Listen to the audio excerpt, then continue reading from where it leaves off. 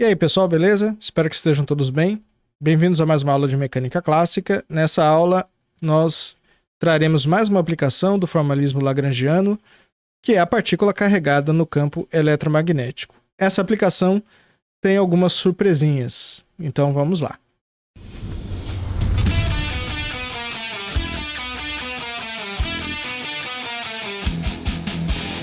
Bom, tá aqui nós vamos ver a partícula carregada no campo eletromagnético. Então, primeiro a gente vai ter que caracterizar qual é o sistema com o qual nós estamos lidando. Então, o que nós vamos fazer? Nós vamos considerar uma partícula de massa m e carga elétrica q. Bem simples, tranquilamente. E essa partícula está sujeita a um campo elétrico E, que é um vetor, que depende possivelmente do tempo e da sua posição no espaço. E ela também está sujeita a um campo magnético, B vetor, também que depende do ponto do espaço em que a partícula está e também do tempo. Certo? Essas são as nossas suposições. E, claro, a partícula ela tem um conjunto de condições iniciais, mas nós temos que a força que age sobre a partícula é chamada de força de Lorentz, e é dada por essa expressão aqui. Eu tenho uma força que é igual à carga da partícula, campo elétrico, mais 1 sobre c, que é a velocidade da luz no vácuo. Aqui a gente está com a partícula no vácuo, certo? Não no meio material. E aqui eu tenho a velocidade da partícula, x ponto, vetorial, campo magnético. Então, toda partícula carregada num campo elétrico e magnético, que nós chamamos genericamente de campo eletromagnético, ela sofre a força de Lorentz dessa forma. E essa força, obviamente, depende possivelmente do tempo e das coordenadas, mas também, obviamente, ali vai depender das velocidades. Então, eu tenho uma força que, obviamente, aqui nós já podemos dizer com o que nós conhecemos sobre mecânica clássica, que não é conservativa. Para fazer as contas aqui, nós vamos usar a notação de Einstein. Por isso que eu introduzi já no vídeo passado.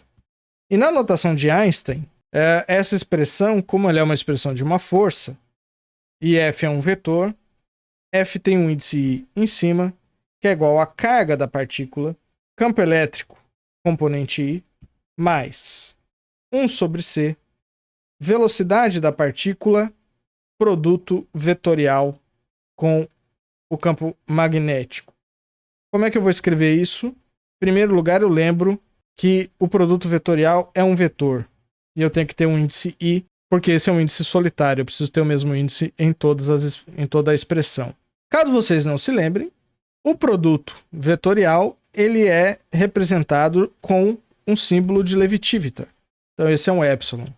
I, JK. Vou tirar esse índice I.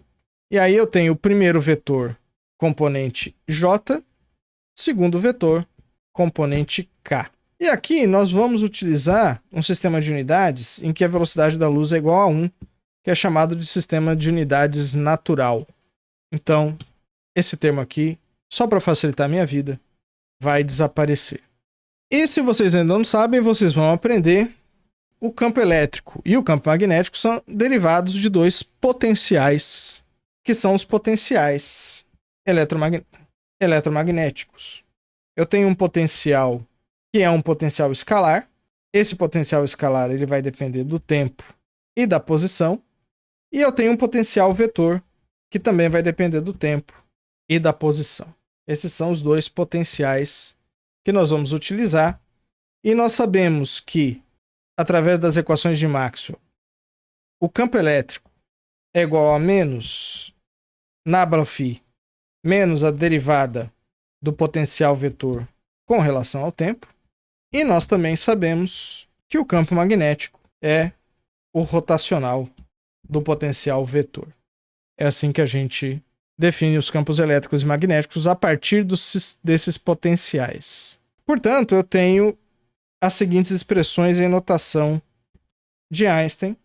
EI é igual a menos derivada parcial de φ com relação a xi. Essa derivada representa o gradiente, menos derivada de AI com relação ao tempo.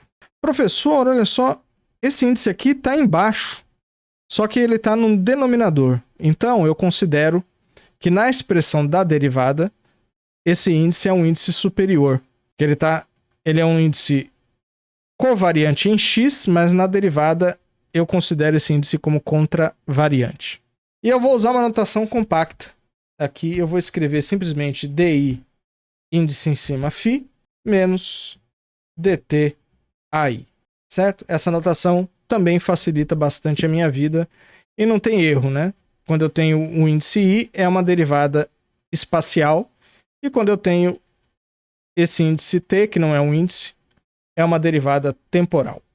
E eu também tenho o campo magnético, que é o rotacional de A. O rotacional de A é uma espécie de produto vetorial, então ele é escrito com epsilon e JK. Aí eu tenho a derivada em I com índice embaixo, derivada em JAK. Essa é a expressão para B. Então o que eu vou fazer? Eu vou pegar essas duas expressões e substituir na força de Lorentz. E essa substituição, primeiro eu substituo o campo elétrico, é fácil de fazer. E agora eu substituo o campo magnético. Aqui eu tenho x ponto BK. Só que aqui eu tenho um K índice embaixo. O que eu faço nesse caso aqui? Nesse caso, eu utilizo a métrica para descer esse índice. Como a métrica é euclidiana, esse cara é simplesmente um delta. Aí eu vou colocar um outro índice, porque eu já tenho I, tenho J e tenho K, e vou contrair com o B. Então isso é um delta MI. Jogo dos dois lados. Lembra que esse delta não é igual a delta de Kronecker, ele age como uma métrica. Então ele vai baixar esse índice I, e depois de baixar o índice I, ele vai matar todos os termos da soma em I, e só vai sobrar o termo de I igual a M. Então esse cara aqui tem o efeito de baixar esse índice para M. E aqui ele vai fazer a mesma coisa com esse índice aqui. Então eu vou baixar esse I. Primeiro eu vou dar um espaço, e aí eu venho aqui e coloco M. E agora o M virou um índice solitário, eu posso trocar para I de novo, desde que seja em toda a expressão. Então na prática, eu posso baixar esse índice I simplesmente e utilizar essa expressão aqui. Com exceção do fato de que aqui é BK. Então eu preciso que esse índice I seja igual a K. Como é que eu faço a modificação? Eu vou mudar K para M, porque é um índice mudo. Posso mudar. E agora eu posso mudar o I para K em toda a expressão, porque ele é um índice solitário. E tem mais uma coisa que eu preciso substituir, porque eu já tenho um J aqui na expressão. Eu não posso colocar um K com outro J, senão eu vou ter J em 4 expressões. Então eu vou chamar esse cara aqui de N. Maravilha. Aí essa expressão eu posso substituir aqui no campo magnético. Está aqui. E, portanto, vou transferir esse termo para cá. Então eu tenho aqui esse termo que é uma contração dos épsilons. Aí eu tenho uma propriedade dos símbolos de Levi-Civita, certo? Eu não vou colocar todas as propriedades, que vocês podem estudar isso em outra ocasião, mas eu tenho uma identidade, certo? Lembra que eu tenho um símbolo de Levi-Civita IJMN, então eu tenho 4 símbolos ou 4 índices solitários, mas eu tenho uma contração em K, então tem uma soma em K aqui. Isso aqui me dá delta IN, delta JM, menos delta IM, delta JN. É essa propriedade que eu vou utilizar. Então, continuando a minha conta, a força de Lorentz segue sendo escrita dessa forma. E agora eu vou substituir essa relação aqui. Abro um parênteses, insiro aqui. Agora esse parênteses de fora vai virar um colchete. Ou chave. Não lembro como se chama. Maravilha, eu tenho essa expressão aqui que parece um inferno, mas acredite, é mais fácil fazer do que na notação vetorial. eu vou passar esses caras aqui para dentro, tiro parênteses, e aí eu uso as propriedades da métrica euclidiana, que é de subir índices. Essa métrica aqui vai subir o índice n, e aí o índice n vai virar i. O a vai subir esse índice m e vai virar j, matando a soma em m. Essa delta sobe o índice j e vira n, e essa métrica sobe o índice m e vira i. Copio e colo. Então aqui eu tenho esse termo, e tenho esse termo que eu vou substituir o n por j, só para ficar todo mundo com i e j. É um índice mudo, posso substituir. E aqui eu volto parênteses. Tudo bem? Note que eu tenho aqui a derivada de a com relação a t, e tenho a derivada de x com relação a t, dA com relação a x. Esse termo aqui é dAi dt. Né? Eu uso a regra da cadeia. Como é que é a regra da cadeia? O a depende de t, portanto, isso aqui é dAi dt mais dAi dx. Aí eu tenho 3x, né? x1, x2, x3. Então eu tenho outro índice j. Isso somatória xj, aqui a derivada é total, dt. Percebe? É assim que eu faço a regra da cadeia utilizando notação de Einstein. Essa é a soma da derivada em x1, dx1 dt, derivada em x2, dx2 dt, derivada em x3, dx3 dt. E esse aqui na minha notação compacta é dtai mais x ponto j dj ai. Perceba que o j aqui ele é contravariante, mas está no denominador, então ele vira covariante. Então essa expressão aqui é menos dA dt. Vamos lá. Então isso é menos derivada total de AI com relação ao tempo. Esse cara aqui agora, vou copiar e colar a expressão, mas vou passar o dAi dt para o lado esquerdo da equação. Então eu vou ter mais que dAi dt, e aí esse termo aqui cancela. Como Q é a carga da partícula e é uma constante, passo para cá. E agora eu vou utilizar a segunda lei de Newton, que me diz que a força que age sobre um sistema é igual à derivada do momento linear desse sistema com relação ao tempo.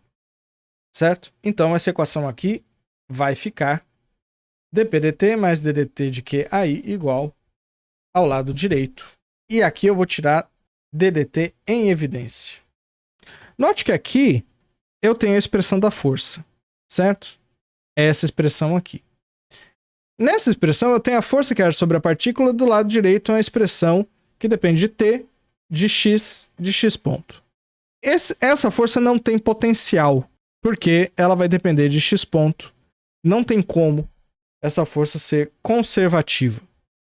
Só que, nessa equação, eu vou supor que o momento da partícula sofre um acréscimo numa contribuição do potencial vetor. E aqui, eu vou tirar o negativo dessa derivada em evidência. Vou passar o Q para dentro. Q aqui, sinal negativo aqui. E aí esse cara também sai, porque x ponto não depende de x, né? Essa equação aqui me dá uma pista de como eu posso introduzir uma lagrangiana. Tá certo? O que eu vou fazer? Eu vou redefinir a força e vou escrever uma força generalizada. Essa força generalizada lembra que eu defini como Q índice I, e essa força eu vou definir precisamente como sendo ddt de PI mais QAI. Essa é a força generalizada que eu vou utilizar. E eu vou definir também algo que é chamado de superpotencial. O meu superpotencial ele é definido como um U, e ele vai ser precisamente esse termo aqui. Então, nesse caso, a equação de movimento ela vai tomar a seguinte forma: um QI igual a menos o gradiente de U. Então eu tenho uma expressão que parece ser uma expressão de força conservativa, mas na prática não é, nós vamos demonstrar. Então, aqui eu vou usar as equações de Euler-Lagrange. Quais equações que eu vou usar? Eu não vou usar a equação que tem a lagrangiana. Eu vou usar a equação que tem a energia cinética e a força generalizada. Qual é? É essa aqui. dk dxi menos ddt dk dx ponto i. E esse cara é igual a menos que índice i embaixo. Sinal negativo é porque eu inverti o sinal aqui, né? Se vocês pegarem direitinho, vocês vão ver. Aqui eu só baixei o índice i. Esse cara aqui vai ser igual a diu, que é, claro, du dx índice i. A energia cinética é 1 meio de m x ponto ao quadrado, que é meio de dx ponto i contraído. Então eu vou pegar essa equação aqui e vou fazer isso aqui. Certo? Então eu posso colocar esse cara para cá. Ok. O problema é o seguinte. Essa equação aqui não vale para esse sistema.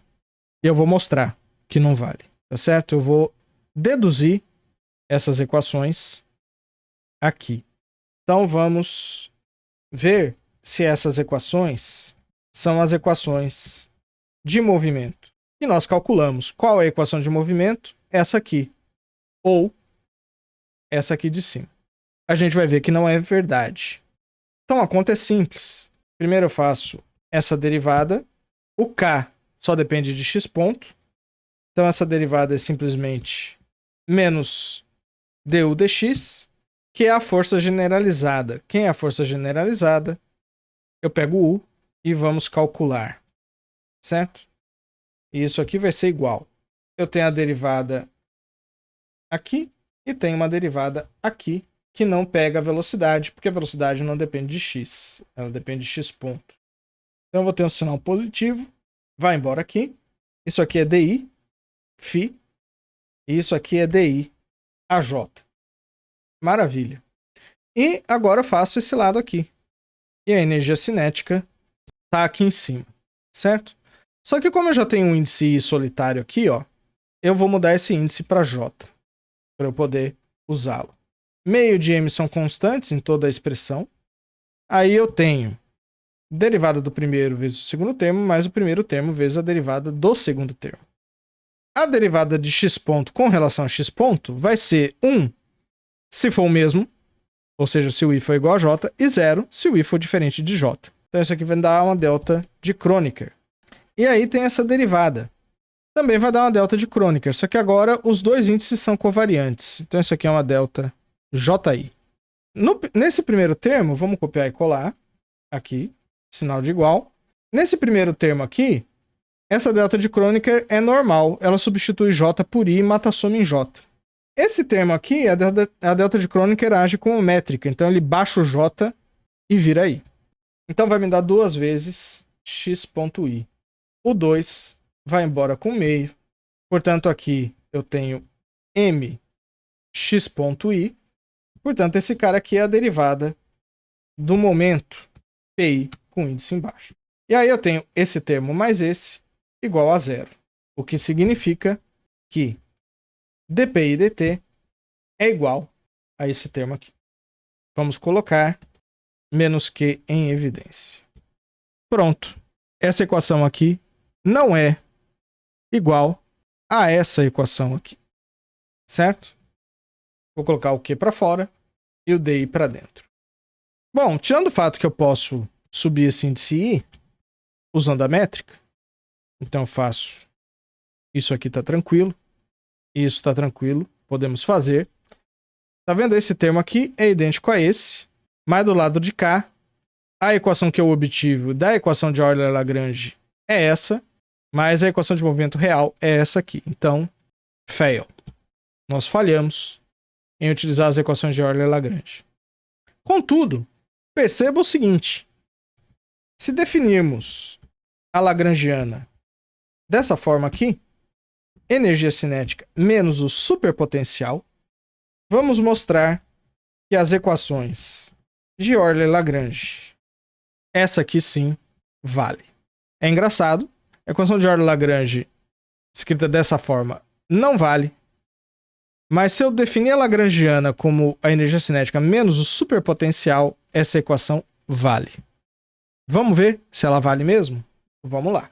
Primeiro eu vou calcular D e L, que é a derivada da lagrangiana, é o primeiro termo. Esse termo aqui vai ser igual à derivada da energia cinética menos o superpotencial. A energia cinética não depende de x, então eu tenho esse termo aqui. E esse termo nós já calculamos aqui em cima, vai me dar exatamente esse termo aqui. Então esse termo permanece como está.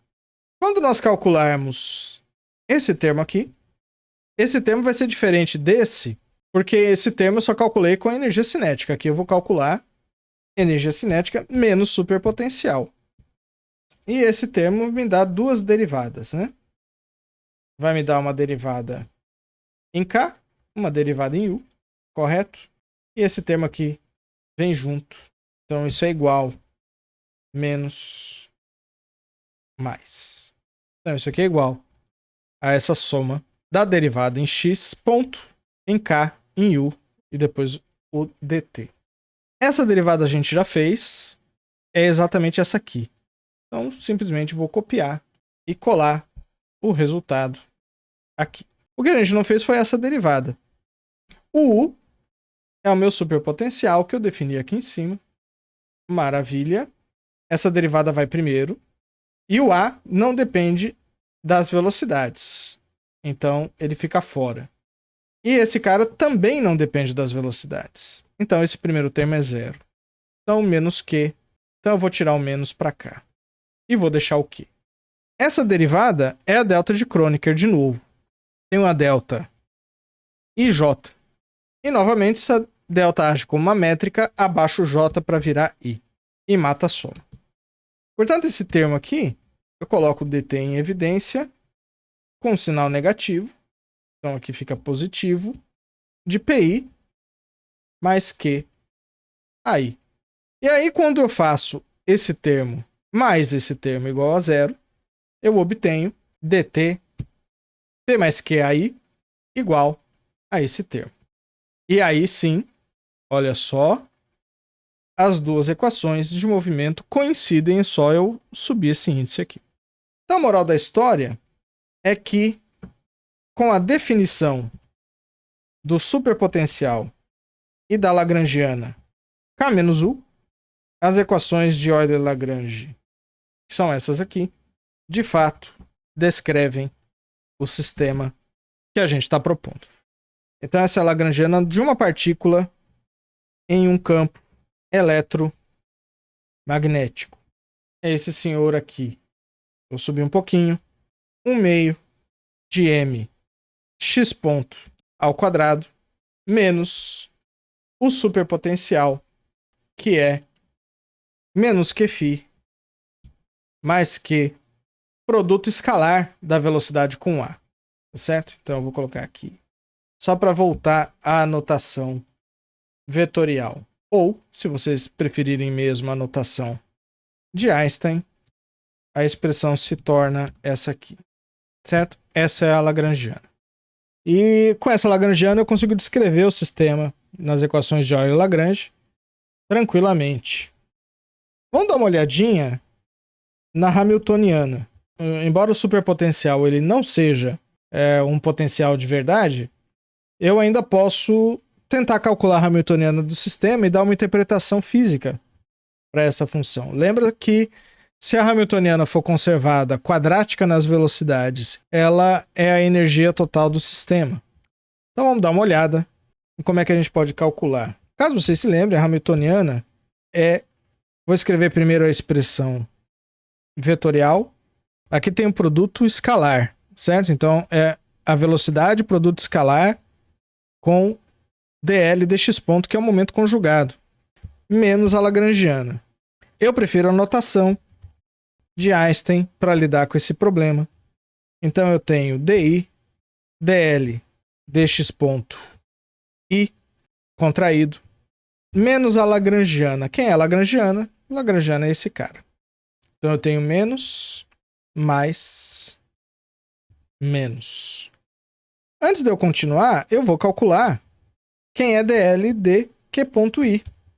Esse cara aqui, lembra que é o momento conjugado da lagrangiana, né, do meu sistema. Então eu vou colocar um P grande para ele. Então esse é um PI, índice embaixo, maiúsculo. E aí eu vou pegar a lagrangiana e vou calcular a derivada dela com relação a x ponto, que é a derivada desse termo. Isso aqui vai me dar... Bom, primeiro eu tenho I aqui. Então eu tenho que arrumar os índices aqui. Aqui eu tenho que mudar o nome, mudo para J. E aqui eu vou mudar também o nome, mudo para J. Eu tenho que fazer isso para manter as regras da notação. Então eu tenho aqui essa derivada e eu tenho essa derivada. E essa derivada vai ser zero. Essa conta a gente já fez. Dá duas vezes x.j, dx.j, x.i. Então 2 vai embora com 2, com meio. E esse cara dá a delta de Kronecker, delta j, i. Esse aqui. Delta i, j com x.j, mata a soma em j, sobra o termo em i. E aqui, de novo, delta de Kronecker, ji, mata a soma em j, sobra o termo em j igual a i. Então me dá exatamente esse termo. E lembre-se que esse termo aqui, mx é o momento, mx ponto é o momento da partícula i, momento linear. Então note aqui o momento conjugado de uma coordenada, no caso das três coordenadas aqui, não é necessariamente igual ao momento linear. Esse aqui é o caso. Eu tenho que o momento, nesse caso aqui, o momento conjugado é igual ao momento linear mais um termo do potencial vetor. Aí eu vou pegar novamente a Hamiltoniana e vou continuar o cálculo. Essa é a Hamiltoniana do sistema. Eu já calculei quem é DL de Q.I. Esse cara é PI. Copio e colo. Venho para baixo. Substituo esse termo. Então eu tenho aqui PI mais QAI.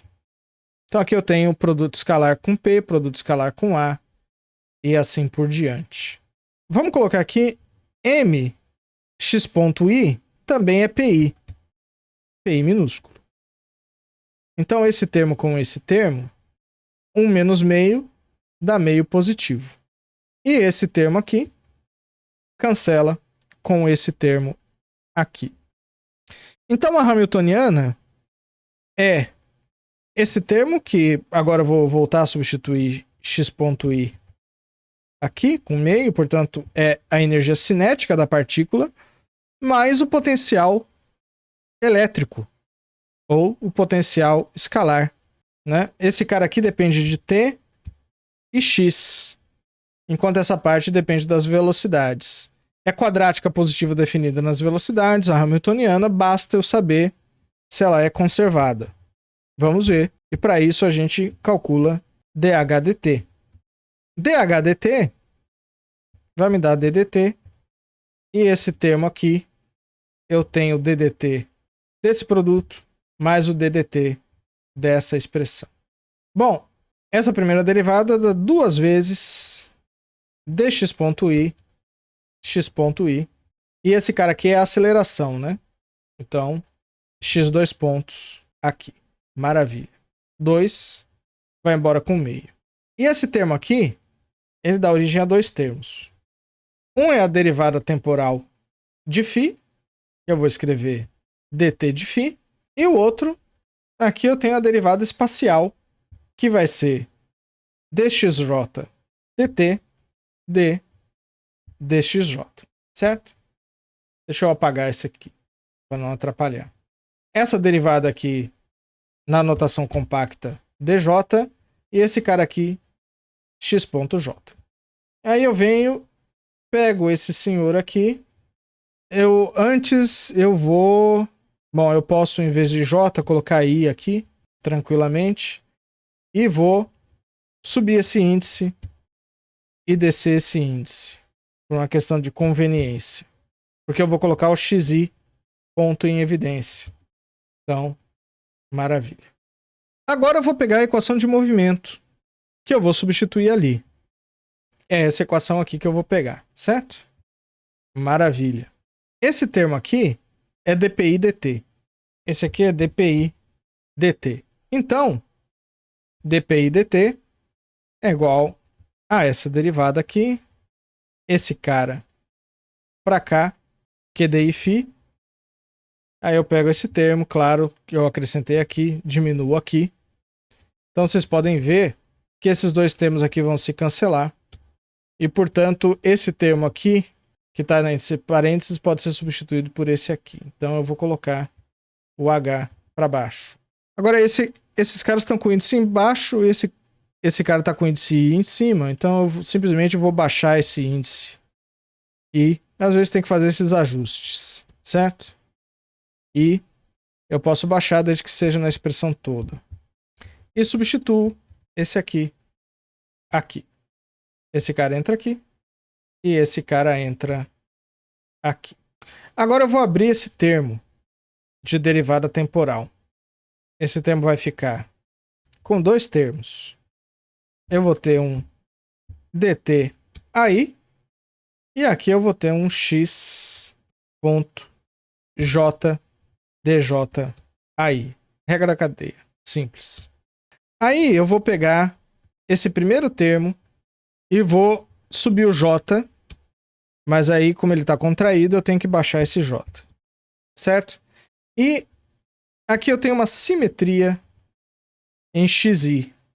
Então eu posso pegar esse termo aqui e colocar em evidência dessa forma. E aqui eu tenho a derivada temporal, certo? E aqui, bom, esse termo aqui eu vou copiar e colar embaixo de novo.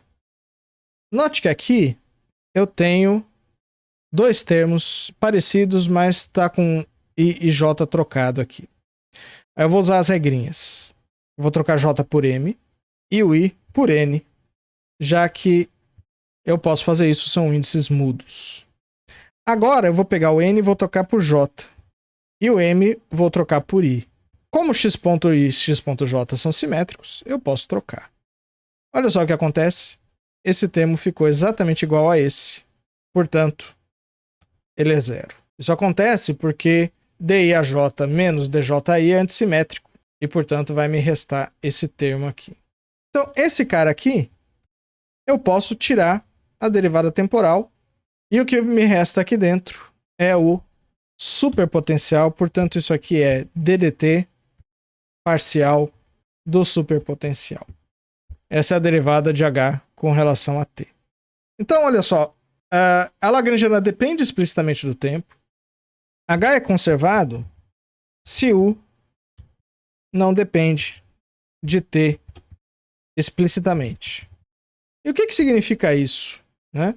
O U, ele é esse termo aqui. Quando é que ele não vai depender de T explicitamente? Se o A não depender de T e se o φ não depender de T. Então isso acontece quando o H é conservado no limite eletromagnetostático. Ou seja, quando campos elétricos e campos magnéticos são constantes no tempo. Senão, H não se conserva. E, portanto, ele não pode ser a energia mecânica do sistema.